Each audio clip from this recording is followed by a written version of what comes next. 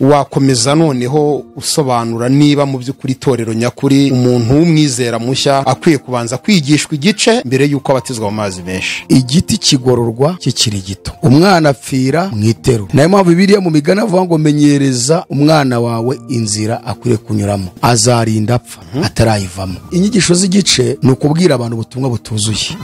Izo nyigisho z'igice ushobora gusanga ari izihe? Ikibazo cya mbere, birakwiriye ko idini cyangwa itorero rikorera kuri bije. Ikibazo cya kabiri, ese gusezerera uwapfuye mu rusengero biremewe? Ikibazo cya gatatu, birakwiye ko abizera bashya bigishwa igice mbere yo kubatizwa? Ikibazo cya kane, ni ngombwa ko uyobora itorero agomba kuba afite impamyabumenyi ya siyanse, ubumenyi bw'isi? Gatanu, umuyobozi w'itorero ni ngombwa ko agira escort zigenda zimurinze zimucungiye umutekano? Gatandatu, birakwiye ko itorero rigira ibyibo by'amaturo hakaburamo icyo gufasha abakene? Karindwi, ni ngombwa ko uwakoze icyaha wese yihanira mu ruhame cyangwa ku karubanda?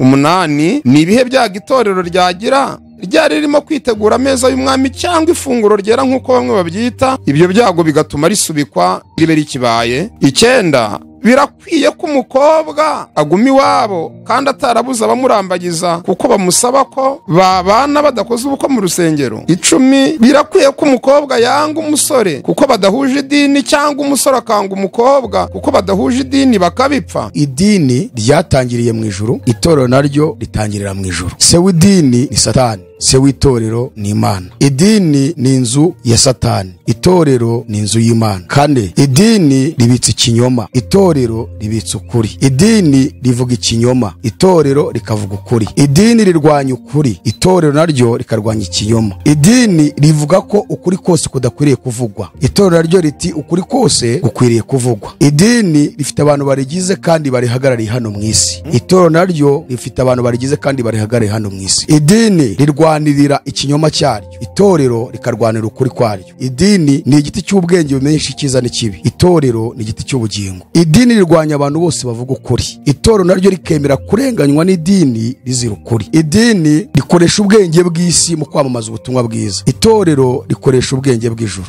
Idini rivanga ukuri n'ikinyoma, itorero rivuga ukuri gusa. Idini rigira ubwibone no kwishyira hejuru, itorero ryicisha bugufi. Idini ni inzira ngari, itorero ni inzira ifunganye. Idini ni urupfu, itorero ni ubugingo. Idini ni inzira ngari ijyana abantu kurimbuka, itorero ni inzira ifunganye ijyana abantu mu ijuru. Ni Imana biguhishuriye ibyo bintu? Yes, ni Imana bimishuriye. Ndabyibuka ijwi ryarabamagaye. Politike tugenderaho mu gihugu cy'u Rwanda kubirebana n'abana, ubwo kurwanya indwara zifata abana bato harimo na bwaki. Indyo yuzuye rero igizwe n'ibintu bitatu: ibitera imbaraga, ibyubaka umubiri n'ibirinda indwara. Ibi bintu bitatu no mu mwuka birahari. Indyo yuzuye mu mwuka, ibirinda indwara. Indwara bavuze aha ngaha mu buryo bw'umwuka ni ibyaha. Umukristo ufite ibyaha abarwaye, uburwayi bukomeye ko birangiza apfuye mu buryo bw'umwuka. Umukristo agomba kugaburirwa ubutumwa bwiza, ijambo ry'Imana rituma adakora ibyaha, kugira ngo ubuzima bwe burangwe no gukiranuka no kubaha Imana. Hari ubutumwa bwiza bwagenewe itorero ku buryo uwari we wese yumva ariye. Ukigisha prosperity gospel, ubutumwa bushingiye ku by'isi. Ntabwo abantu bose baje kwigishwa iby'isi, hari abantu bakeneye gukura mu gakiza, basobanura icyaha bacyumva. None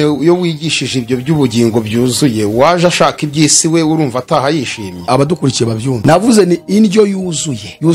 Ushaka iby'isi ni nk'ubwoko bumwe muri yandyo. Ubwoko bumwe bwo muri yandyo ni ukwigisha abantu iby'isi, ariko indyo yuzuye ni ukubabwira ubutumwa bwiza bw'ubwami bw'Imana bukuye mu biriya bintu byose mvuze. Inyigisho rero abana bakwiye guhabwa mu gihe cyabo mbere ko babatizwa ni inyigisho zuzuye zitari igice. Inyigisho zuzuye rero, iyo wigishijwe inyigisho z'igice ugira ubukristo bw'igice, uhanura by'igice. Iyo uhawe Imana yo guhanura, wigisha igice, nawe uyobora igice. Wabyumvise? Uvuga ubutumwa bw'igice, utekereza ibintu by'umwuka by'Imana ukabitekereza igice, ukerekwa igice, ugahishurirwa igice, uba pasiteri w'igice, ukaba bishop w'igice, ukaba apostle w'igice. Mbega uhora uri umunyagice imisi yose.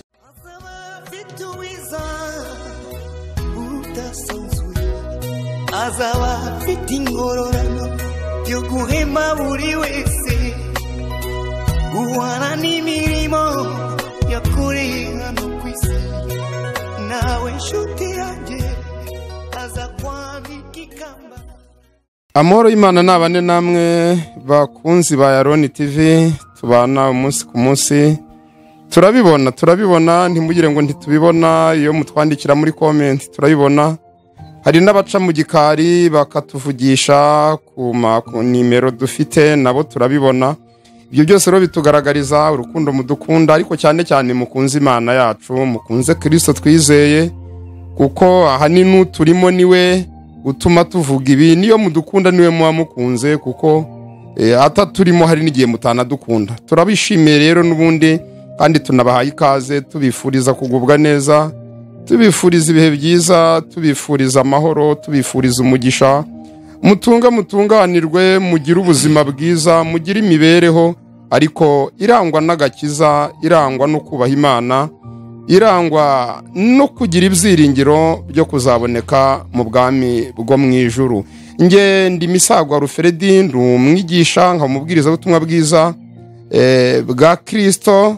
Mbahaye ikaze, reka n'ubundi twakire pasitoro abasuhuze rwose muri uyu mwanya mwiza, noneho tubone kuza gukomeza tubagezaho ibyo umwami Imana duhaye muri uyu munsi.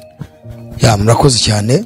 Reka dusuhuze abadukurikiye bose bari hirya no hino mu bihugu byacu bya Afurika, cyane abanyarwanda n'abarundi, ko aribo bantu dusa nkaho twumvikana cyane ku rurimi, ndetse n'abandi bavuga izindi ndimi ariko zishamikiye ku rurimi rwacu rw'ikinyarwanda. Mwese harimo nk'abanyamurenge ndetse n'abafumbira, ndibwira hariho amoko menshi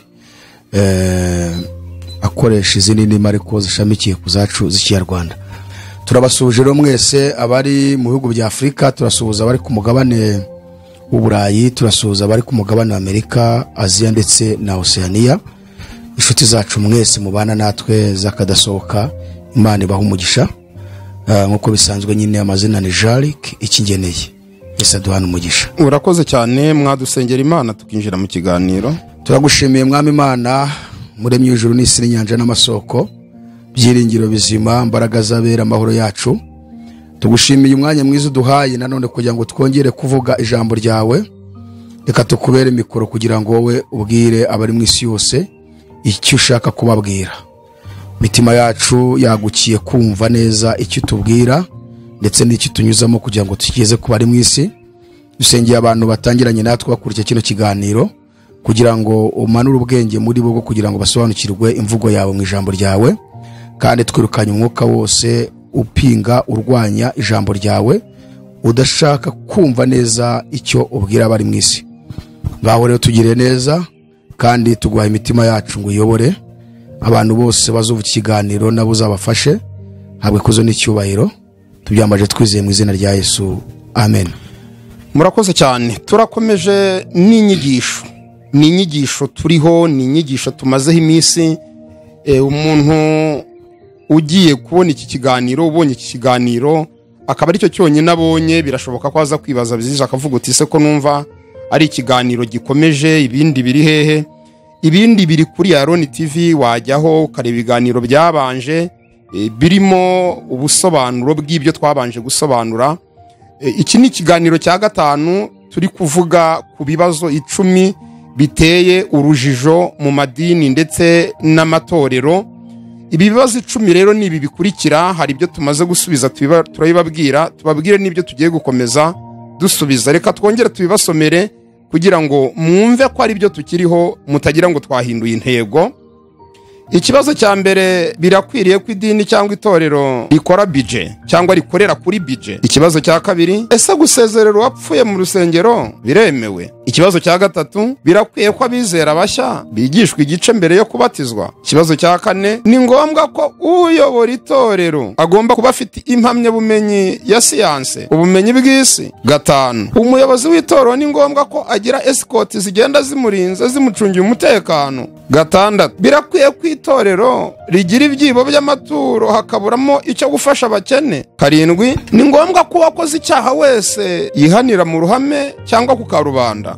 Umunani, ni ibihe byago itorero ryagira ryari ririmo kwitegura ameza y'umwami cyangwa ifunguro ryera nk'uko bamwe babyita, ibyo byago bigatuma risubikwa ribe rikibaye? Icyenda, birakwiye ko umukobwa aguma iwabo kandi atarabuza abamurambagiza kuko bamusaba ko babana badakoze ubukwe mu rusengero? Icumi, birakwiye ko umukobwa yanga umusore kuko badahuje idini cyangwa umusore akanga umukobwa kuko badahuje idini bakabipfa? Nibyo bibazo 10 dufite muri iyi nyigisho. yacu, kandi turizera neza ko iyi nyigisho tuzayisoza ibi bibazo 10 byose tuyiboneye ibisubizo. Pasitoro, hari ibibazo bibiri byabanje mwari mwabitangiye ibisubizo. Hari ikibazo kivuga birakwiye ko idini rikorera kuri budget, icyo mwaragisubije. Ubwo bantu bareba ikiganiro mu biganiro byabanje kifite title ivuga ku byerekeranye na budget mu madini. Noneho ikibazo cya kabiri, ese gusezerera uwapfuye mu rusengero biremewe? Icyo nacyo twaragisubije, tunagitanze, gifite title ivuga ngo ngiye impamvu kujyana umurambo mu rusengero bitemewe. Yego, tukerekana ko hari aho bihuriye no guterekera cyangwa se kwinjiza indi myuka mu bantu. Ubwo rero ugishaka ni titire, ngiye impamvu kujyana umurambo mu rusengero bitemewe. Yego, twifashishije ijambo urusengero kubera ko ari ry'abantu bamenyereye bumva vuba, ariko twarabisobanuye ko ziriya nzu atari urusengero, kuko urusengero ari umuntu cyangwa se ni wowe nanjye. Niyo mpamvu ari twifashe kugira ngo byumvikane, abantu babashe kubyumva neza. Yes. Reka rero dukomeze n'ikibazo cya gatatu. Abakunzi bacu baranyotewe, bari no kubitwishyuza cyane bavuga bati ibyo bisubizo turabishaka. Tugeze ku kibazo cyiza cya gatatu kigira kitese koko ni ngombwa ko umuntu uje kwizera Yesu Kristo nk'umukiza wakamwakira abanza gushyirwa ku gice, akigishwa inyigisho z'igice mbere yuko azabatizwa mu mazi menshi? Icyo ni ikibazo twibaza, cyangwa abakunzi bacu bibaza, bakeneye kumenya igisubizo. Ibi bibazo urabisomye, numva nibwo nongeye kubyumva nanone bwa kabiri, kubera ko ibi bibazo bisesanga nta hantu bihuriye n'itorero. Kuko twagaragaje ikirebana na bije ku madini agira ingengo y'imari, tubona ko itorero ryo ritabigira, ahubwo bigirwa n'idini. Tujya ku ngingo ya kabiri irebana no gusezerera umurambo muri ziriya nzu twise insengero. Tubona ko bidakunda ku itorero, ariko mu madini yo bagomba kubikora kugira ngo bakomeze kwikurira abayoboke. Noneho urabisomye byose bitasanga bya bintu, kuko byose birareba idini. Ariko itorero rya Kristo ntabwo rwose ryabikora, kuko hari umwuka urimo kandi ufite ubujyanama ariha. So rero bituma nibuka ibintu 17 Imana yatubwiye, tuzatwereka abantu bigaragaza idini n'itorero, kuko Imana yatubwiye ko igihe cyose tugiye gukora ikiganiro, ahubwo Imana tubabarire ko dukoze ibiganiro bingahe ntabivuga, ko tuzatubivuga. Ingira ngo 17 twatangiye kubivuga dusobanura buri kimwe, ariko mu kubivuga gutya buri muntu wese usanzwe asoma ijambo ry'Imana ugira ubusesenguzi ashobora guhita wabyumva cyane.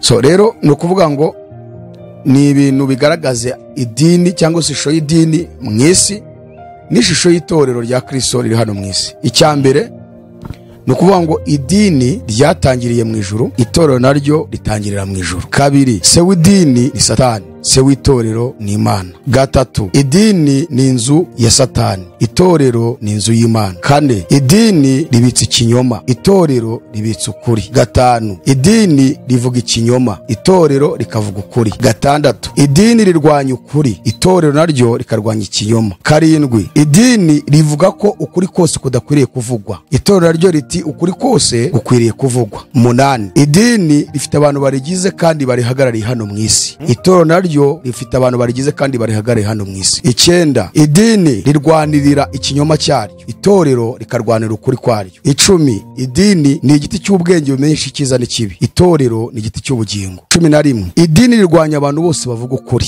itorero naryo rikemera kurenganywa n'idini rizira ukuri. 12, idini rikoresha ubwenge bw'isi mu kwamamaza ubutumwa bwiza, itorero rikoresha ubwenge bw'ijuru. 13, idini rivanga ukuri n'ikinyoma, itorero rivuga ukuri gusa. 14, idini rigira ubwibone no kwishyira hejuru, itorero ryicisha bugufi. 15, idini ni inzira ngari, itorero ni inzira ifunganye. 16 idini ni urupfu, itorero ni ubugingo. 17 idini ni inzira ngari ijyana abantu kurimbuka, itorero ni inzira ifunganye ijyana abantu mu ijuru. harya ubwo ni Imana biguhishuriye? Yes. Abadukurikiye nta hantu ari kubisoma, ni ibintu ari kuvuga yahishuriwe. Narindi kureba ngo ndebe ko hari ahantu yaba ari kubisoma, mvuga nti si ibintu 17 arabivuga, nta hantu yaba yabyanditse ari kubisoma, nsanze nta hantu yabisomaga. Birashoboka ko yaba yarabihishuriwe. Ni Imana biguhishuriye ibyo bintu? Yes, ni Imana bimishuriye, ndabyibuka ijwi ryarabamagaye. Ni Imana biguhishuriye ibyo bintu? Yes, ni Imana bimishuriye, ndabyibuka ijwi ryarabamagaye, aciyemo nk'amezi 2. Ijwi ryamamagara rambwa ngo ngiye kugusobanurira ibintu 17 bigaragaza ishusho y'idini, n'ibintu 17 bigaragaza ishusho y'itorero. Icyambere nicyo ngarukaho gatoya, idini ryatangiriye mu ijuru gute? Ujya mu bintu byinshi kandi zisi. Oya ntacyo vuga kuri ako ngako tubone gukomeza n'ibibazo. Idini ryatangiriye mu ijuru ute? Mbere byose gusobanukirwa idini, twabonye ko idini ari Satani. Satani yavuye mu ijuru. Noneho rero kubanza gusobanukirwa izina idini. Idini bisobanura iki? Ako si idini byo kumbise nikiriza idini ni Satani, risobanura Satani. Bisobanura iki idini ni Satani? Niki ngiye gutanga. No kuvuga ngo ijambo idini ntabwo ari ururimi rw'Ikinyarwanda. Ibi twagiye tubisobanurira abantu. Idini ni ururimi rw'Ikigiriki. Idini ariko twebwe tubifata nk'Ikinyarwanda, nyine byashyizwe mu Kinyarwanda. Iyo tuvuze idini twumva ko ari ururimi rw'Ikinyarwanda. Idini ni ururimi rw'Ikigiriki. Hanyuma mu gisobanuro cy'Ikinyarwanda idini bigasobanura inzira. Iyo nzira nayo ukajya kuyidefinisa. Ugiye kuyidefinisa, ubusobanuro bwayo no kuvuga ngo ni uruhurirane rw'amabwiriza abantu bishyiriyeho barangiza bakayiremamo inzira yo gushaka Imana. None se Yesu ko yavuze inzira ngari akavuga n'inzira ifunganye, ubwo inzira ngari ni idini? Yes, inzira ngari ni idini. Yesu we ni inzira ifunganye. Aho bihurira? Noneho rero no kuvuga ngo narivuze ngo idini ni uruhurirane rw'amabwiriza abantu bose bishyiraho barangiza bakayiremamo inzira yo gushaka iki? Imana. Kandi ntabwo twe dushaka Imana, ahubwo Imana niyo dushaka. Ntabwo ari twe twakijijwe kubw'ubushake bwacu. Tidushaka Imana? Twe ntidushaka Imana, ahubwo Imana niyo dushaka. Mu yandi magambo, ntabwo ari twe twabwiye Yesu ngo aze kudupfira, ahubwo kubw'ubushake bw'Imana niyo yohereje Yesu kugira ngo aze kudupfira. Hanyuma icyo dukora, itorero rya Kristo ryo rica bugufi rikemera kwakira icyo Yesu arishakaho. Naho si idini? Idini ryo rishaka Imana, kandi ntabwo ushobora gushaka Imana ngo uzayibone. Kandi Imana ivuga mu nshakano umwete muzambona. Kandi Imana ibiri kutubwira tuyishaka, n'undi ashaka no kubuza abantu gushaka Imana. Gushaka Imana umwete, mbwira ahantu ushobora gushakira Imana. Wayishakira he? Mu masengesho, mu kwitanga, gukora imirimo yayo. Uretse amasengesho ni ukujya mu misozi kujya kuyihiga. Amasengesho wakwicara iwawe ugaca bugufi. Nta nubwo ushyigikiye abajya mu misozi gusenga. Twavuze ngo itorero rya Kristo rica bugufi mu mutima, Yesu akaza akajyamo. Nkuko ejo muri twabibonye ko yavuze ngo ijuru ni intebe yanjye, isi niyo ntebe y'ibirenge byanjye, muzanyubakira nzuki cyangwa nzaruhukira ahantu ki? Mbese intoki zanjye sizo zaremye ibyo byose? Ngari ko nitaho ni umukene ufite umutima umenetse agahindishwa umushyitsi n'ijambo ryanjye. Ni ukuvuga ngo itorero rica bugufi, Imana ikarigeraho. Ariko idini ryo kububwibone ryumva ko hari ibintu ryakora runaka n'ibikorwa runaka kugira ngo Imana iryemere. Uko niko gushaka Imana. Kura abantu muri konviziyo uburyo abantu batagomba gushaka, uburyo abantu batagomba gushaka Imana. Kandi tubwirwa gushaka Imana mushakana umwe. Nakubwiye ko gushaka Imana so kujya kuyiga ahantu. Itorero rica bugufi rigasenga, Imana ikaryiyereka. Idini ngubwiye ko ari ibikorwa abantu bakora no kujya mu misozi no kwivuna. Tujya tureba nk'idini ya Kiliziya Gatolika, bikorera imisaraba bagafata ingendo ndende zo kugira ngo bajye gushaka Imana. Abantu bagaturuka mu Rwanda bakajya Uganda n'amaguru ngo bari kwibabaza ngo kugira ngo Imana ibemere. Abantu bagaturuka mu Rwanda muri Kigali bakajya Kibeho n'amaguru, kandi bakurayo n'amazi akabakiza. Wumva se urakoze cyane kurimo kugaragaza koko uburyo bashaka Imana. Bakurayo amazi akabakiza. So rero mu gisobanuro cyumvikana, wenda twe kubitindamo ko cyane sicyo twari tuvuze twashaka kuvuga, nuko twashaka kwerekana ko mu Kigiriki idini ni ururimi rw'Ikigiriki, mu Kinyarwanda bisobanura inzira. Iyi nzira nayo turayisobanuye ko ari uruhurirane rw'amabwiriza abantu bose bishyiriraho barangiza bakaremamo inzira yo gushaka Imana. Amabwiriza nyine kuvuga ngo nukora iki Imana irakwiyereka, nukora ibi biragenda gutya, nuzaza wambara gutya nibwo Imana izakwemera, nutanga ibi Imana izakwemera, niwambara ipantaro nuwambara ikabutura Imana izakwemera, nuzaza wambara ijipo ndende cyangwa ikanzu y'umweru nibwo Imana izakwemera, nushyiraho ingofero nibwo Imana izakwemera, nuyogoshesha. urumvira ariyo ni inzira yo gushaka Imana bari kwishyiriraho. Mwitorero ho rya Kristo ibyo ntibihaba by'amahame, ryo rica bugufi rigashaka Imana mu mutima. Mana ngwino nyishurire, ndagukeneye nyishura, ndashaka kumenya. So rero itorero mu rurimi rw'ikigiriki ryitwa ecclesia. Itorero ni Ikinyarwanda, ntabwo ari Ikigiriki. Ikinyarwanda, Ikigiriki ryitwa ecclesia. Iri jambo naryo ecclesia rifite igisobanuro cyaryo. Ni ukuvuga ngo ecclesia bisobanura abantu bahamagawe bagakurwa mu mahanga yose, mu moko yose, mu ndimi zose, mu miryango yose, barangiza bakishyira hamwe bakagira icyerekezo kimwe, umuhamagaro umwe, intego imwe, ikiringiro kimwe, kwizera kumwe, Imana imwe, bakagira n'itegeko ribagenga ryitwa Bibiliya. Iryo niryo ryitwa itorero rya Kristo. Hari abantu bajya bitiranya itorero n'idini, bagafata idini bakavuga ngo ni itorero, urumva? Ariko n'amazina aratandukanye, amazina atandukanye.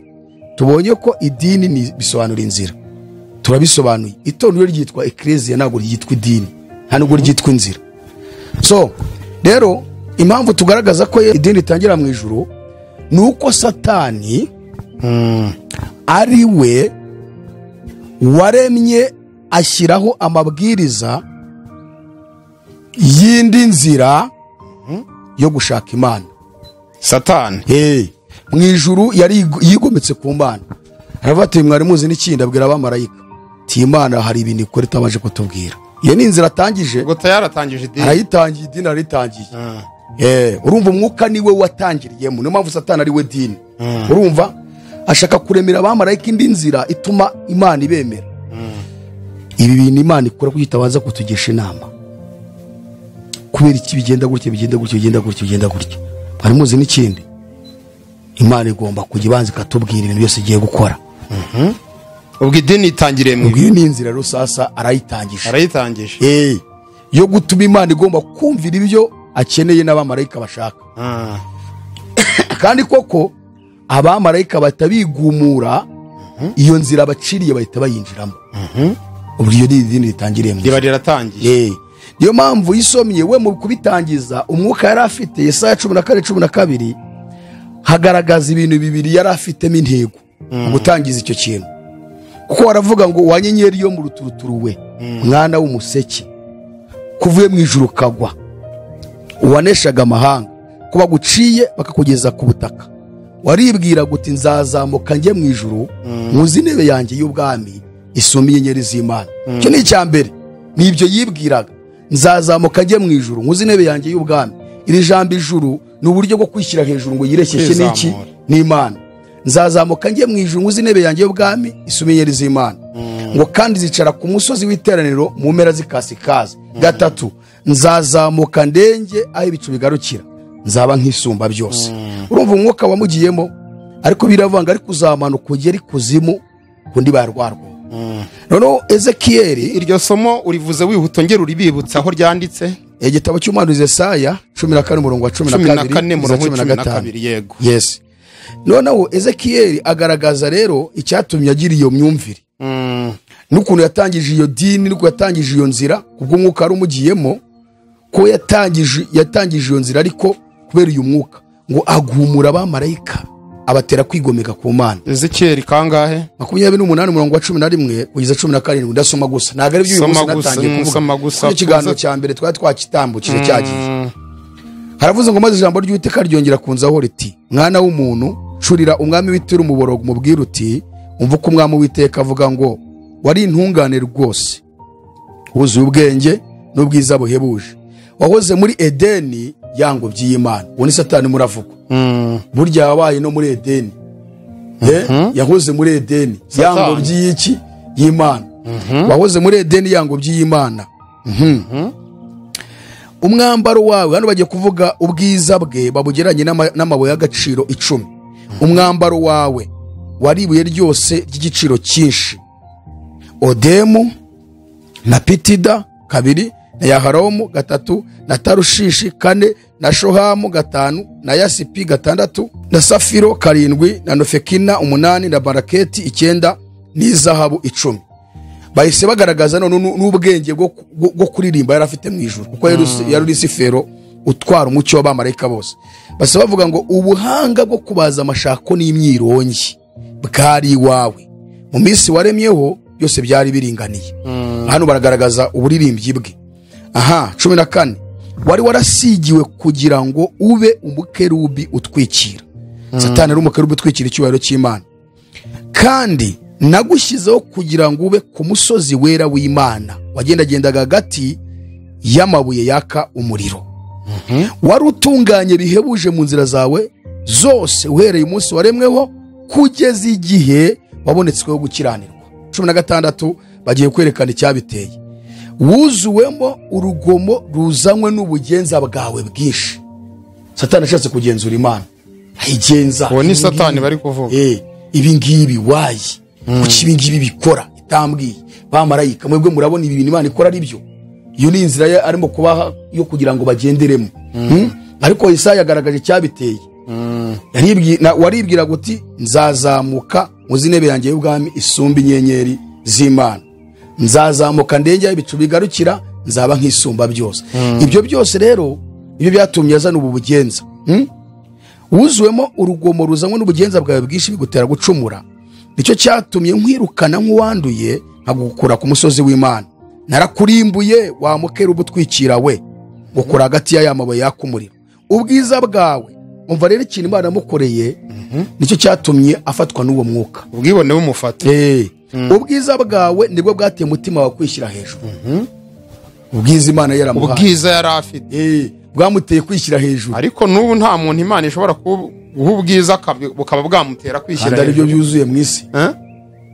Umuntu Imana iramuhagurutse muvanye mu kuragira inka n'ihene, muvanye mu ishyamba, ikamutereka imbere y'abantu 1000, yari umushumba, akigisha abaminisitiri, abadepite n'abaki bakamutegera amatwi, kandi we nta shuri ry'isi afite, agafatwa n'ubwibone. Kubera ubwo bwiza Imana yamuhaye ubutumwa, abantu bose bifuza kumureba ngo bamutege amatwi. Ugasanga yahindutse ikindi. Nibyo tubona mu baposo bari hano muri isi mu madini, bafite aba bodyguard. Wa wundi usaba audience kugira ngo mubonane, akaguha nibuza nk'amezi 6 kugira ngo muzabonane. Na Yesu ubwe mu isi wamukeneraga wese aramubonaga, we nyiri torero. None jewe nk'umuntu yatanga audience y'amezi 6. Ubwo se umuntu washaka gukira arabagikize amezi 6 azaba akiriho? Niba Imana yarageniye kuba ari ngewe gukoresha ngakire, uyu muntu arapfuye. Ubwo bisa naho abageze ikirenge mu cyasese. Yes. Harabo Yesu yavuze ngo muri abaso Satani. Ubwo umuntu wese agaragaza imico ya se. Ubwo ab'Imana bagaragaza imico y'Imana, aba Satani bakagaragaza ya Satani. Niba nteye imbere Imana ikampa ubwiza ngaterwa n'ubwibone, ubwo mbaye umwana wa Satani. Kuki Satani ataba ari unteza agatego ngo nteranye n'Imana yangeze? Kuki nahita mba umwana wa Satani ntaba ndi umwana w'Imana, ahubwo Satani akaba nteza mu mutego ashaka kunteranya na papa? Izikuru ijambo ry'Imana rivuga ni ibintu bitatu Yesu yaduhaye nk'inshingano. Ubwo uramutse rero utabyitayeho, ubwo hari impamvu ibi biteye. Tunabwiza bwanditswe na Mariko 13:32 na 33, haravanga ariko uwo munsi n'icyo gihe nawe ubizi, naho baba marayika bamujuru cyangwa umwana keretse data wenyine. Inshingano rero z'ibintu bitatu, mujye mwirinda, mube maso kandi musenge. Niba ibi bintu byirengagije, hari impamvu byirengagije. Ariko niba uzi neza ko iyo nshingano wayihawe, irinde, ba maso, senga. Rero uyu muntu kuvuga ngo we ngo yarangara nkandi, kandi afite inshingano yahawe. Rega turi mu isi kandi ni intebe ya Satani, niko Yesu yavuze. Hari umuntu ukina n'urupfu. Ni intebe ya Satani. Ubu bagucukura umwobo hariya ukagenda ukakiniraho ngo ndashaka kugwamo. Se ntituri ngo nabyibagiwe ngo nabyirengagije. Umuntu ntiyaraswa. Oya. Tandukanya kuraswa no kwirengagiza ikintu. Waba wirinze bakakurasa se? Ubu nitubona umuntu watewe n'ubwibone. Nakubajije nsubiza. Waba wirinze ukaraswa? birashoboka rwose. niyo waraswa ntiwahamywa kuko wirinze ijambo kwirinda. Sinakomereka nk'umuntu utari ufite ubwirinzi. Ubu se turebe ingabo z'abaroma ukuntu barwanaga. Bari bafite ingabo hano kandi bakarasa imyambi. Ingabo wayishyize hano barakurasha urakomeretse. Ubwo kuraswa n'uburangare. Ntabwo ukirinda ubwo babiretse. Yes. Ubwo mu nama ugira abantu n'ukwirinda. Buri wese agomba kuzirikana inshingano twahawe ituma turindirwa mu gakiza k'Imana yaduhaye. Kwirinda. Hari abantu bajya bitiranya kuba maso no gusenga. Kuba maso no gusenga ni ibintu bitandukanye. Babwira umuntu ngo bamaso ati buri Imana irambwiye ngo senge.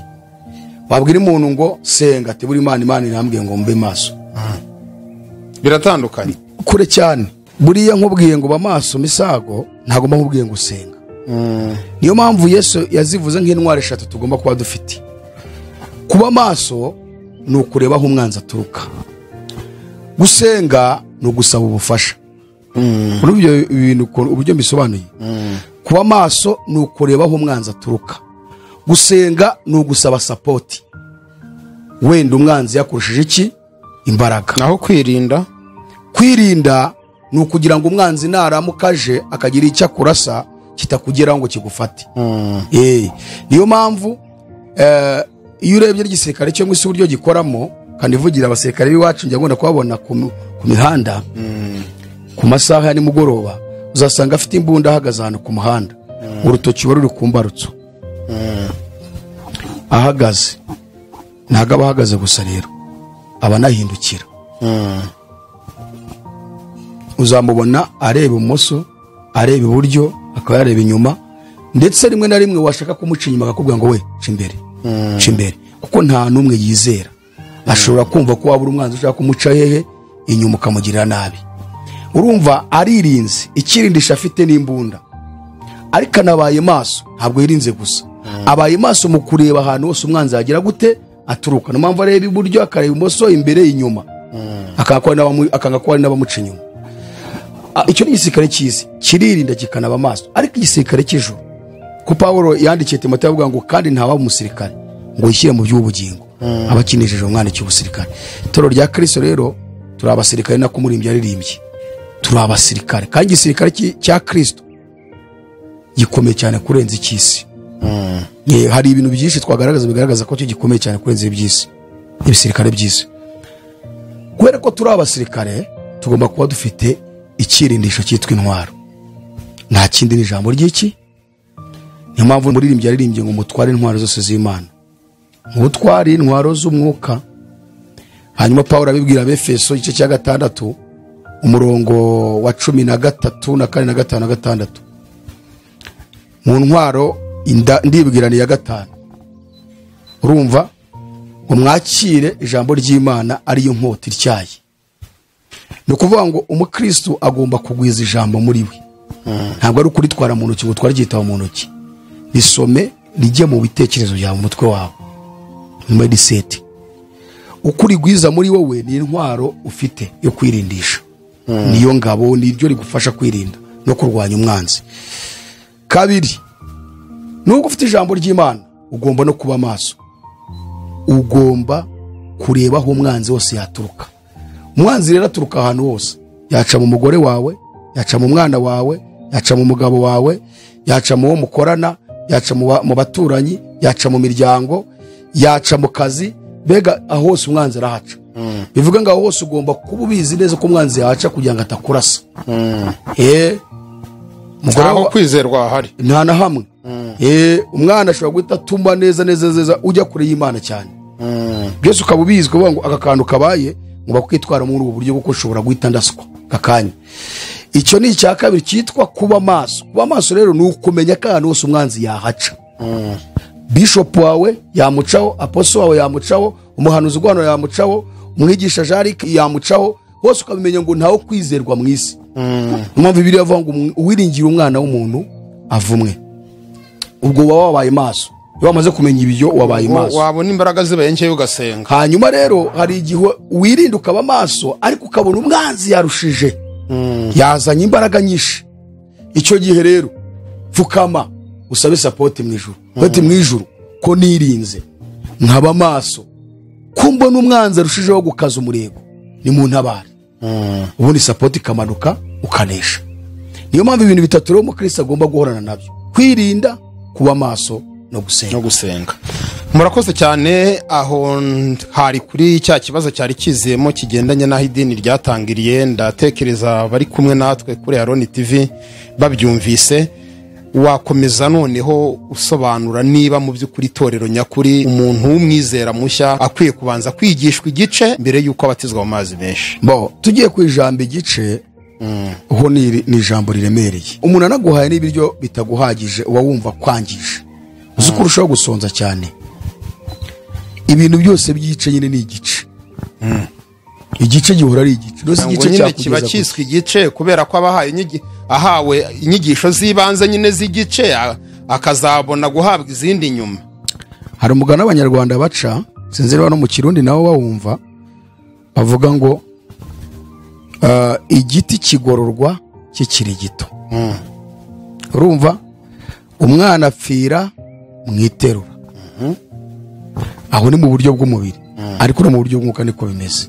Wabihuza ute? Nayo mpamvu Bibiliya mu migani avuga ngo menyereza umwana wawe inzira akwiriye kunyuramo, azarinda apfa atarayivamo. Bihuze rero no guhabwa inyigisho z'igice. Ni ukuvuga iki rero?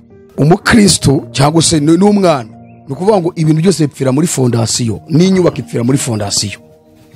Niba wubatse inzu yawe nk'ubushize ko twabivuze, ukayishyiramo fondasiyo y'inkarakara, ngira mbona ari ababyubaka gutyo, kandi ugasanga n'umusingi aciye ni mutoya, n'akantu ko kuvanaho udutaka gusa gatatereka amatafari y'inkarakara. Iyo tuvuze inkarakara na amatafari akozwe mu bitaka gusa, mu Rwanda bagiye bashyiramo n'ibindi byatsi. Badukurikiye bari kure Rwota Amasimbi, hari igihe twavuga inkarakara hari ntibazumve. Twaraho mperutse kubona no bazubakisha ku mbuga nkoranyambaga hirya iyo ngiye mu bindi bihugu. Byashoboka. Hanyuma rero niba ubakishe fondasiyo y'inkarakara, nabwo n'umusingi wawe wo guterekamo ntunawugeze hasi kuryo uzamura ibintu binini, fondasiyo iba ari ndende.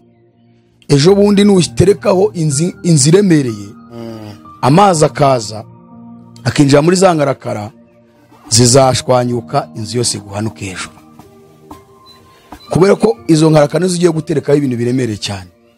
Uyu muntu wubatse fondasiyo y'inkarakara atandukanye n'uwubakishe fondasiyo y'amabuye, kandi agacukura akagera hasi cyane.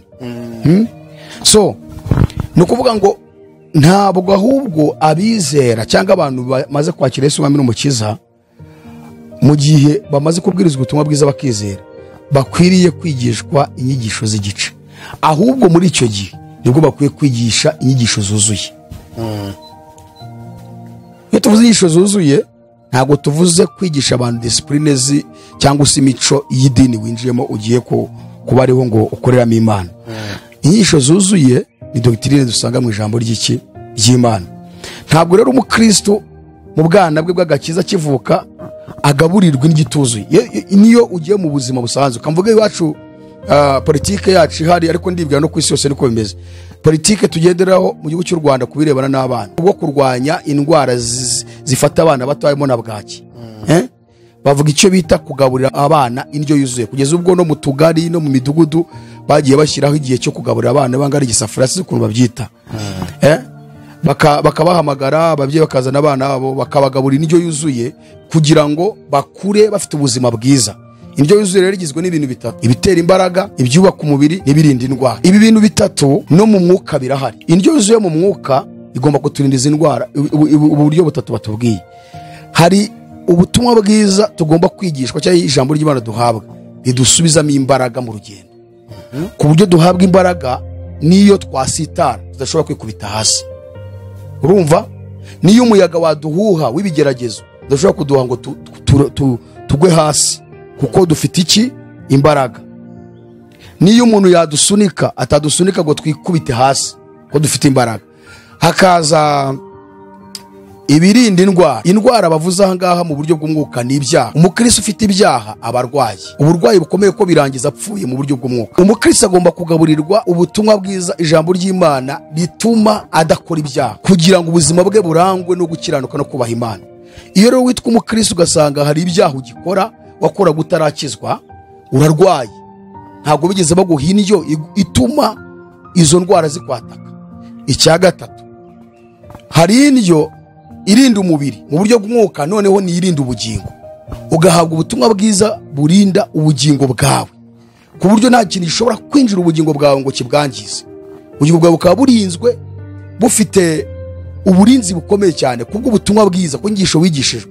Icyitonderwa rero, iyi ndyo ntabwo ari ubwoko butatu butandukanye, ahubwo ni ibiryo bimwe baho umuntu bikubiyemo ibyo bintu byose bikurinda aho hantu hose. Rero tugiye kureba muri aya madini uzasanga hari indyo zitandukanye z'amoko atandukanye, ku buryo ushobora kugaburira abantu bamwe bakata bavuga ngo turahazi, abandi bati sha naruhiye ubusa. Indyo yuzuye rero umuntu wese uriye, niba uvuze ngo ugaburiye abantu, tekereza nawe wagaburiye abantu bose, bamwe batashye bavuga ngo twebwe turumva duhaze, abandi bati twebwe ntabwo tugize gute duhaze. Bibaho se? Bibaho ko abantu baba bari gusangirira hamwe indyo imwe, bamwe bagahaga abandi bagata bavuga ko badahaze? Bibaho mu buryo bw'umwuka, mu buryo bw'umubiri, babahaye ibiryo bingana, nabwo bishobora kuba wenda inda yawe n'iyange igifu bitangana. Ubwo busaba atanyurwa se? Hari umuntu ugira igifu kinini kirya ibiryo byinshi, none ukabuzanya indyo imwe n'amasahani angana, aho ni mu buhande bw'umubiri. Ugasanga igifu cyanjye ntabwo gihaze kuko igifu cyanjye ni kigari, wowe wigirira agafu gatoya urahaza urujuje. Mu buryo bw'umwuka rero hari umuntu no uzana indyo imwe idashobora guhabwa abantu bose. Urugero, kandi mu buryo bw'umubiri birahari, shobora kuba jewe ntakunda isosi y'inyama, ubwo n'inyama sinzirya, ugahita warura umuceri, ibirayi, ibiki byose ukamena isosi y'inyama, ukatuzana twese ku meza, kuko wari uzi ko twese ubwo turya iki? Inyama. Narangiza nkarya nka kabiri kuko kwanga kubasuzugura, nkabireka ko numva bimbangamiye, nibwo mukarya ngo tavuga ngo murahaze ngiye ngatanshonje, kuko sinigeze menya abantu bari aho buri wese n'icyo yakwiriye kurya. Ariko icyitonderwa rero, hari umuntu ushobora guteka ibiryo kandi abantu bose bakabirya, kandi buri wese ntibimubangamire. Abona abizi ibintu byo guteka bo barabizi, ku buryo buri wese arya ntibimubangamire bitewe n'ibiryo yatetse, kandi na wa wundi utajyaga urobanura ibiryo wakabirya kandi ntibigire icyo bimutwara. Mu buryo bw'umwuka hari ubutumwa bwiza bwagenewe itorero, ku buryo uwo ari we wese yumva ariye. Uwo ari we wese, niba uzanye inyigisho zivuga ngo ukigisha prosperity gospel, ubutumwa bushingiye ku by'isi, ntabwo abantu bose baje kwigishwa iby'isi. Hari abantu bakeneye gukura mu gakiza, basobanura icyaha bacyumve, basobanure kwizera icyo ari cyo, basobanura ubuzima bwo gusenga, basobanura ubuzima bwo kwiriza ubusa, basobanurire Yesu ku isi, basobanurire icyatuma birinda mu tuzi twabo barimo, basobanurire ibimenyetso biranga kugaruka kwa Yesu, basobanurire ko isi igiye kurangira, bereka kugaruka kwa Yesu, babwira ijuru. Aho ngaho nibwo urimo gusobanurira abantu ubutumwa bureba umuntu wari wese. Iyi ndyo yuzuye nuko buri wese ayirya kandi akumva arariye, kandi ubuzima bukagenda neza. Rero indyo yuzuye y'itorero ni ukubwira abantu Yesu, kubabwira icyaha, kubabwira ubugingo buhoraho, kubabwira ijuru, kubereka isi ibiyigize, ndetse naho Satani yashyize mineze zishobora kubananiza mu rugendo. Ibyo bireba umuntu wese, ko nta muntu n'umwe utifuza kuzabona ubugingo buhoraho. Niyo mpamvu umuntu uwo ari we wese atahanyuzwe. Ariko wigishije ibiryo ukigisha amafaranga n'akazi, hari abantu bagira bati buriya nagiye kumara iki kweri,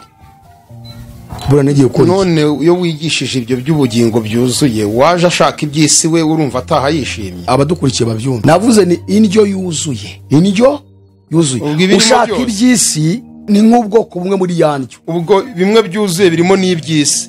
Ni ukuvuga ngo ubwoko bumwe bwo muri yandyo ni ukwigisha abantu iby'isi, ariko indyo yuzuye ni ukubabwira ubutumwa bwiza bw'ubwami bw'Imana bukuye mu biriya bintu byose mvuze. N'ubu n'iby'isi bikazaziramo. Nose biravuga ngo ubutumwa bwiza bwanditswe na Matayo 6:31 cyangwa 6:3, haravuga ngo ahubwo mubanze mushaka ubwami bw'Imana no gukiranuka kwayo, nibwo ibyo byose bizaza. Naho nagiraga abantu basobanurire bumve koko niba koko bakiriye indyo yuzuye n'iby'isi bazabibona.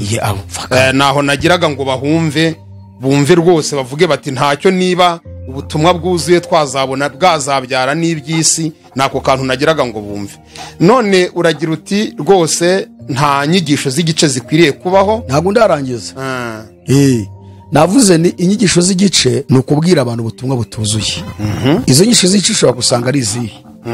Amadini menshi ya gikristo akunda gutangiza abantu inyigisho babandi bavuga ngo babwirijwe ubutumwa bwiza, kandi bashobora no gusanga ubwo butumwa babwirijwe ari bwa bundi bwa prosperity gospel, iby'isi gusa. Agahita avuga ngo naki Yesu umwami n'umukiza, bakamumwatuza, agatangira ngo inyigisho z'igice. Ubundi bira byose tunavugira ijambo inyigisho z'igice ndizi cyane mu idini ya ADPR. Sinzi niba n'ayandi madini abivuga, kuko abadivantiste bavuga ngo nabitegura kubatizwa. Urumva? Ariko bose icyo bahuriyeho ni icyo gihe babanza gufata cyo kwigisha umuntu mbere yuko azajya kubatizwa. Ariko noneho iri jambo ngo igice rivugwa cyane muri ADPR, niho ndize. Nabandi ni igice batanga ko. Abo ni igice batanga babanza. Kuko uzi impamvu mbivuze se, hari igihe ushobora kuvuga ijambo igice, uri muri zone akavuga ati ibyo nge ntago mbizi, nta nubwo njya numva babivuga. Uri mu badivantiste ati ariko iryo jambo igice ko numva ntaryo numva bavuga. Niyo mpamvu tugashaka kwerekana ko hari abarikoresha, ariko mu buryo bwo kubikora amadini yose arabikora. Ubwo mu buryo bwiza tubigorore ni inyigisho babanza kwigisha umuntu uje kwizera mbere yuko bazamubatiza. Ariko ndimo kuvuga noneho kuba barabihinduye n'inyito, bakabyita inyito ko ibyo ngibyo tubona muri ADPR. So ni ukuvuga iki rero, inyigisho z'igice mu madini menshi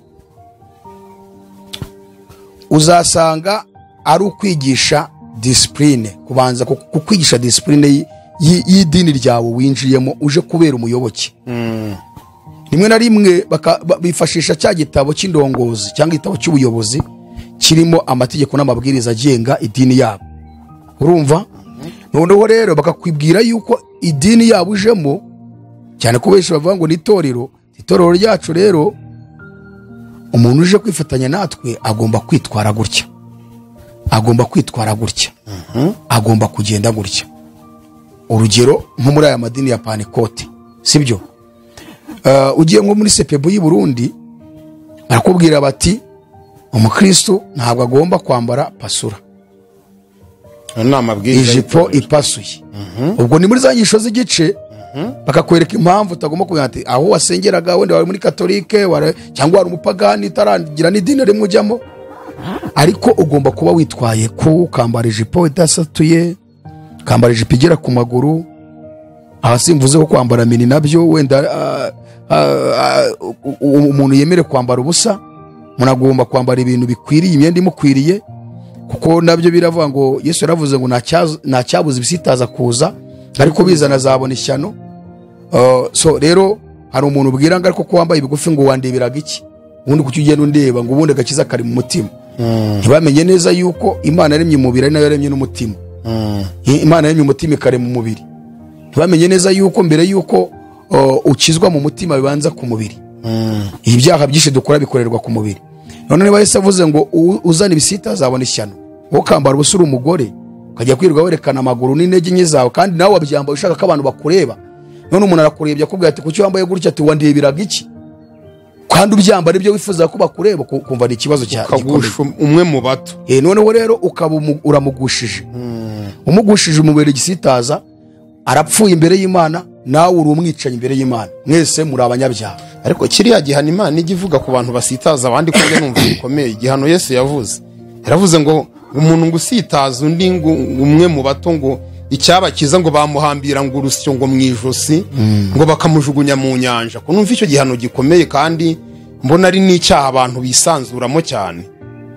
Bakisanzuramo kuko ntabwo abantu bigeze biga ijambo ry'Imana. Impamvu nakubwiye ngo ntabwo bahawe indyo yuzuye, kuko wahawe indyo yuzuye amenya uburyo ibintu byose bijya ku murongo neza kandi akabikora neza.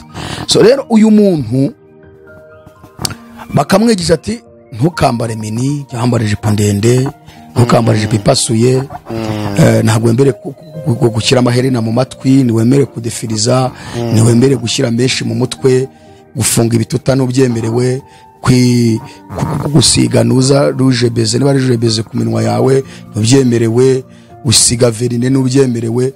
Ibyo bakaba ari byo mushobora gufata nk'amezi 3 ari byo barimo barabigisha. Urumva? Bati rero itorero ryacu niryo torero rizima riri hano muri iyi si, kuko ntabwo iyi ni imico ya za maraya, ndani zo zishyiraho ibintu ku minwa, nizo zambara amaherena, nizo zambara amapantaro, nukambara ipantaro. ugasanga bafashe igihe kinini cyane aribyo bigisha abantu aho kubigisha ijambo ry'Imana, kuko ijambo ry'Imana ubwaryo rishyira umuntu ku murongo neza, kuko twabonye ko ari indyo yuzuye. Urumva riraguhagarika, riragukomeza, rirakubaka. Niyo mpamvu usomye urwandiko Pawulo yandikiye Timoteyo rwa mbere 3:13-17 yaravuze ngo ibyanditswe byera byose byahumetswe n'Imana kandi bigira umumaro w'ibintu bine. Icya mbere, bigira umumaro wo kwigisha umuntu. Kabiri, no kumutunganya. Gatatu, no kumwemeza ibyaha bye. Kane, bikamuhanira gukiranuka. Ibi bintu bine ngo iyo bimaze kubigukorera, ngo uwo muntu aba umuntu ushyitse, utunganye, ufite ibimukwiriye byose, ngo akabona uko akora imirimo myiza yose. Urumva? Nukuvuga ngo wigisha umuntu ijambo ry'Imana gusa, utegeka kuvuga ngo bambara gutya, bagenda gutya. Umva, kuko iri jambo ryanditswe n'umwuka. Yohana 6:3 ni iryo somo turisanga. Umwuka niwe utanga ubugingo, umubiri ntacyo umaze. Amagambo mbabwiye niyo mwuka kandi niyo bugingo. Urumva rero iri jambo ni umwuka kandi ni ubugingo. Niyo mpamvu iyo urihaye umuntu karimwigisha koko, wa mwuka warihumetse, kuko na Pawulo yavuze ngo byahumetswe n'Imana, aramusanga akamwigisha kwambara, akamwigisha gutunganya umubiri we, akamwereka ibintu byose uko bigenda, ku buryo abantu bose bamureba kuvuga ngo uriya muntu ninde umushyize ku murongo. Ni ibyanditswe byera ko batubwiye ngo icya mbere birakwigisha, kabiri bikakomeza ibyaha, gatatu bikagutunganya, biranakweza, bikakuhagira, bikagutunganya, kandi biguha ikintu cyitwa impanuro. Nicyo bise ngo biguhanira gukiranuka, biguha impanuro. Mwana wanjye, maze rero ntukavuge gutya, ntukitware gutya, ntukajye mu iteraniro ry'abagome, ntukagire gutya, ntukambare ibyo, kubera ijambo ry'Imana. Rero aya madini menshi, inyigisho z'igice za mbere batanga ni izo ngizo za disipurine. Hari ikintu cya mbere tubonye cyitwa amadisipurine baha abantu. Izo ni inyigisho z'igice. Yego. Hakazamo noneho no kugukundisha iyo dini wajemo, bakwereka ko aho uvuye, niba wenda wari umukatolika ubaye umupanekoti, wari umupanekoti ubaye umudivantiste, wari umudivantiste ugiye mubayeho Matemwe de Jehova, wari umutemwe de Jehova ugiye muri katolike, wari umukatolika ugiye muri Islamu. Islamu cyane ntabwo tuyitindaho cyane, kuko iyo ubundi imyizere yacu ntabwo buba yemera ko Yesu niba mwemera kandi inzira kuri n'ubugingo. So noneho ugasanga baragukundisha idini ujemo, bagafata igihe kinini cyane babikwigisha kugeza igihe uzabatirizwa. Kuko bavuze inyigisho z'igice ni ukuvuma umaze kwizera kugeza ubatijwe. Noneho umaze kubatizwa ngo ubaye umunyetorero, ubwo nawe ugatangira kumva kuri kingi, ugiye gutangira kwicara n'abantu abasaza amaze imyaka 10-15 kumva urakomeye, mukicarana ku igaburo ryera, mu nama bari gukora nawe ukazicaramo, amabanga yose ugatangira kuyumva, utamumva kuri umuntu, ibitekerezo ugatangira nawe kubitanga, ukumva uri umuntu udasanzwe. Urumva uyu muntu rero ataherewe hariya hasi, yageze hariya kugira ngo umuhugure, kugira ngo umubwire, biragora ko ahita avuga ati wenda akomeye we, njye natanga igitekerezo mu basaza nasanzemo hano, njyewe ndajya muri korali ubu ndimo kubwiriza ubutumwa bwiza, njyewe ntangiye no kuyobora abantu barenga 10-20, njyewe noneho ndimo nahindutse umwanditsi, ndimo ndandikira urubyiruko cyangwa ndandikira abagabo, ndi umuyobozi mu bagabo, ndi umwanditsi. Uyu muntu ugasanga kugira ngo wongere umugore biragoye. Bivuga ngo inyigisho rero abana bakwiye guhabwa mu gihe cyabo mbere ko batizwa ni inyigisho zuzuye, zitari igice. Inyigisho zuzuye rero ijambo ry'Imana. Ni ukuvuga ngo ikibazo su kwiga mbere yo kubatizwa, ahubwo ikibazo ni inyigisho bigisha. Yego, niba bigisha ariko babigisha inyigisho zuzuye, ku buryo agera ku kubatizwa akijijwe kweri, agakiza ke kamaze kugera kuri bo, bati yumva ko hari ibintu amaze kumenya no gusobanukirwa. Ubwo wabadukurikiye kuri Yaroni TV, ikibazo su kwigishwa mbere yo kubatizwa, kuko ni nabyisha kuza ko umuntu abatizwa ibyo azi, abatizwa amaze kumenya Kristo wari we neza n'Imana n'ijambo ry'Imana. Ahubwo ikibazo ni inyigisho zituzuye bahabwa, zitwa igice, akabatizwa asa n'ubundi naho nta kintu yahawe, asobanukiye mu bigendanye n'iby'ubwami bw'Imana.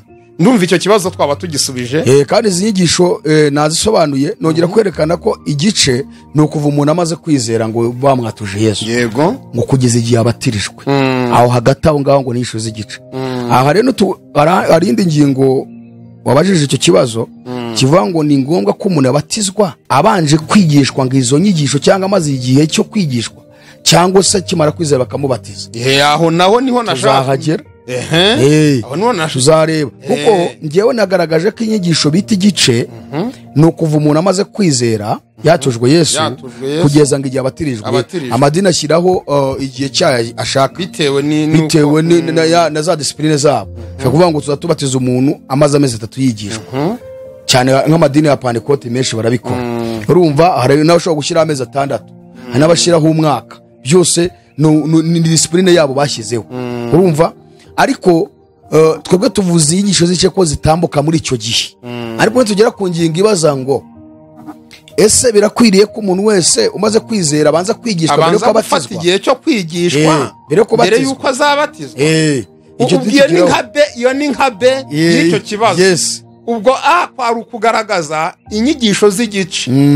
noneho tubona ko niba banigishijwe bakabaye bahabwa inyigisho nzima ariko zitari igice. ariko ubwo hari na be yibaza niba igihe cyose umuntu yizeye agomba kubanza kwigishwa kugeza igihe abatirijwe. reka dushimire abantu ngira ngo birumvikanye. inyigisho z'igice ni inyigisho cyane bagarukamo zishingiye ku mabwiriza, ku mategeko, kuri disipurine abantu bishyiriyeho no gukundisha abantu idini bajemo. hanyuma bakagira imwe mu mirongo ya Bibiliya bifashisha, ariko iyo mirongo akaba arije kunganira ibitekerezo byabo. cyane bagaha imbaraga ibitekerezo kurenza guha imbaraga za verise biblike barimo kwigisha. izo nizo nyigisho zitwa inyigisho z'igice. hanyuma icyo gice kigatangwa kuva umuntu amaze kwizera kugeza ku gihe ngo abatirijweho bitewe n'igihe bashyizeho bagomba kubatiza uwo muntu. rero twerekanye ko abantu bakwiye kwigishwa ijambo ry'Imana gusa, nta yandi madisipurine, nta biki, bakigishwa agakiza kababera umucyo. rizabigisha kwambara, rizabigisha intambuko, rizabigisha indoro, byose birimo. rizabigisha kubana n'abandi, abapagani n'abakijijwe ndetse n'abiyoberanya mu itorero. urumva, rizabakuza bagera ku rwego rwo kuvuga ngo nabo baravuga ubutumwa bwiza, rizabigisha kubaha ababayobora. mbega ijambo ry'Imana ryo rirahagije rwose. rirahagije. umuntu atagombye kuzana ibindi byo ku ruhande mwashyizeho ngo by'indongozi, igitabo cy'indongozi. impamvu tuvuga ngo aho byabaye idini. umuryango wose ugira ukubaho, ugira amabwiriza agomba kuwugenga. umva, umuntu azapfa, umuryango uzabaho nta mabwiriza. noneho rero aho ngaho waba ugiye kubigira bigari twari dushoje. icyo ndimo ndavuga ni iki: tugiye mu mubiri, umuryango wose mugabo afite ibyo awuha. reka n'amatorero n'umuryango. tonde gatoya. niba ngewe mfite urugo rwanjye nshobora kugira amabwiriza, ariko ayo mabwiriza nayo ntabwo ari ibintu ndesida mvuge ngo ibi neseserema ku buryo umugore wanjye nutabyubahiriza ruzasenyuka. bana nimutabikora, abana bashobora kubagendamo bakiri bato, ariko bagera hejuru nayaza nabwo bakanyita ikivumi, ntibabe bakimbona nk'umubyeyi. aho ni mu ruhande rw'umubiri, sibyo? mu ruhande rw'umwuka, itorero rifite nyiraryo, umugabo witwa Yesu, ariha amabwiriza yaryo rigomba kugenderaho. itorero rero ni pasiteri, ni bishopu, ni umukristo usanzwe. ayo matitire tuyavanyemo, bose ni abakristo, bafite umugabo umwe, nabo bakaba umugore. uwo mugabo rero niwe wabahaye amabwiriza bagomba kugenderaho. ntabahagarariye Yesu mu isi. abamuhagarariye nabo ni abakristo, ni abanyetorero. ntabwo bakwiye gushyira amabwiriza yabo. ni ukuvuga ngo abo wise ngo bahagarariye Yesu mu isi babarizwa muri kategori yitwa umubiri wa Yesu, bakitwa umugeni wa Kristo. iyo haje amatitire, ni ukuvuga ngo wowe urobanuriwe kubwiriza iki? Ubutumwa bwiza. ubutumwa ugomba kwigisha bugomba bwose kugaruka mu mabwiriza umugabo yatanze witwa Yesu, akaba ari gutanga, kuko niyo mabwiriza yahaye umugore we. iyo rero ushatse gushyiraho ayawe, ubwo wongeye mu mabwiriza uwo mugabo yatanze, ugiye gutuma abantu agakiza kabo kaba kadashyitse, ugiye kubavangira. kandi tanga amabwiriza wahawe n'ukubereye umugabo, uyatange rero bagenderaho. nawe nushyiraho ibyawe, ugiye gutuma abantu agakiza kabo kaba kavangavanze. Umuntu agutumye ariko abagufitiye icyizere nawe none se ubu ngubu perezida nyakubahwa repubulika yantuma ngo genda muri Amerika ubambwire gutya nkongeramo ibyanjye, hagize si bikuzamo ibitekerezo bikuzamo, kandi nk'umuntu nawe ufitiwe icyizere ntiwakivuga igitekerezo cyawe binjemo, ahubwo naba mfite akaga. Noneho tuvuge ko abantu bahagarariye Imana yo bazanyemo ibyabo bafite akaga gakomeye cyane.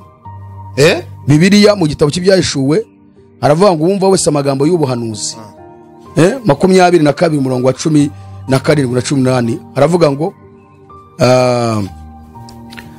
ngo umurongo wa 18 wumva wese amagambo y'ubuhanuzi bw'iki gitabo ndamuhamiriza nti